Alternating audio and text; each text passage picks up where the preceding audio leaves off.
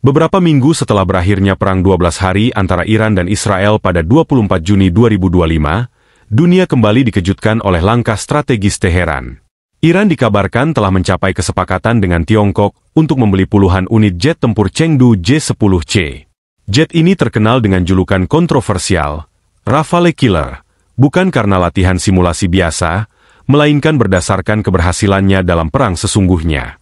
Dalam konflik India-Pakistan yang kembali memanas pada awal 2025, jet J-10C milik Pakistan berhasil menembak jatuh 3 jet Rafale India dalam duel udara nyata, menjadikannya simbol kemenangan taktis atas jet tempur buatan Prancis. Langkah Iran ini memicu spekulasi besar. Apakah ini hanya pembelian alutsista biasa? Atau persiapan konfrontasi baru melawan Israel? Chengdu J-10C merupakan jet tempur generasi 45 dengan teknologi yang mendekati pesawat siluman. Ia dilengkapi dengan radar AESA KLJ-7A, mesin WS-10B yang bertenaga besar, dan kemampuan membawa rudal PL-15 dengan jangkauan lebih dari 150 km. Dalam Perang India-Pakistan terbaru, unit J-10C dari Angkatan Udara Pakistan terbukti efektif. Tidak hanya mengunci target secara BVR, Beyond Visual Range, tapi juga melakukan manuver jarak dekat yang membuat 3 Rafale India jatuh dalam 2 hari pertama konflik. Hal inilah yang melahirkan reputasi penakluk Rafale, yang kini melekat pada J-10C.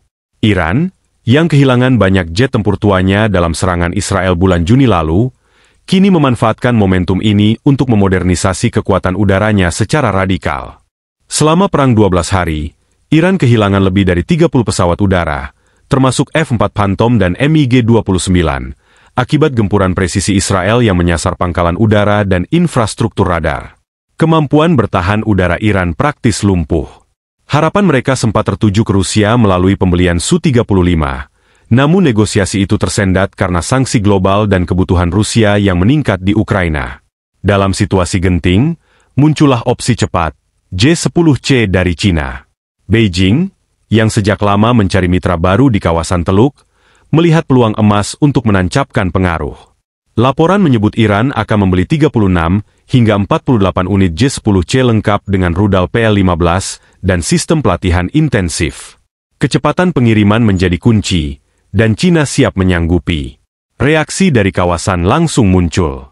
Israel, tentu saja, merasa terancam dan mengirimkan nota diplomatik ke Beijing, meminta agar penjualan tersebut dibatalkan. Namun Cina menolak, menyatakan bahwa kerjasama ini sah, sesuai hukum internasional, dan tidak melanggar embargo senjata apapun. Sementara itu, Arab Saudi dan UEA mulai mempercepat pembelian jet tempur canggih seperti F-15X dan Eurovictor Typhoon.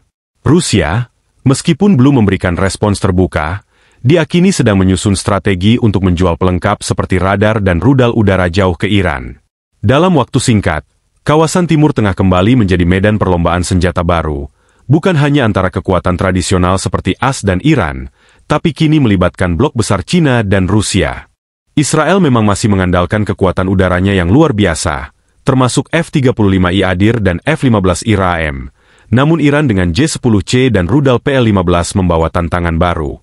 PL-15 memiliki jangkauan jauh lebih besar dari IM-120C, yang masih digunakan oleh sebagian besar F-16I Sufa milik Israel.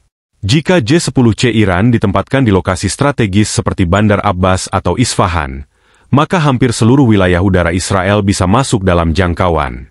Israel pun dilaporkan sedang mengajukan percepatan akuisisi rudal IM-260 dan mempercepat pengembangan sistem rudal pencegat Arrow 4. Namun pembangunan dan integrasi sistem ini butuh waktu. Disinilah Iran mengambil celah. Dengan membeli J-10C sekarang, mereka mengunci waktu emas untuk unggul sementara, setidaknya secara psikologis. Ketegangan pun makin terasa. Israel memiliki doktrin Begin, yang memungkinkan serangan preemptif terhadap ancaman eksistensial. Jika dalam waktu dekat J-10C sudah ditempatkan dan dianggap siap operasional, bukan tidak mungkin Israel kembali meluncurkan serangan seperti ke Natanz atau Suriah. Namun, Iran juga tidak tinggal diam.